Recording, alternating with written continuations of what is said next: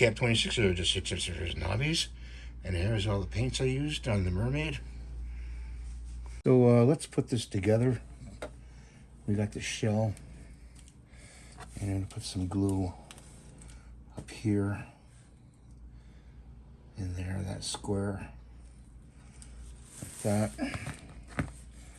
And then put the shell here.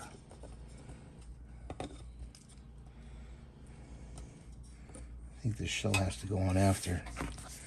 Let's do this. Put some glue in there and in there. Put her on first. Like that. And then the shell is supposed to fit in there.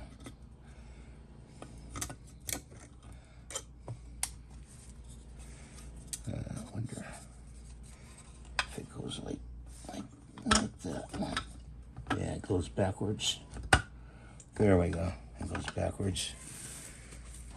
So there she is all together. Okay. And I left the coral white because it's white.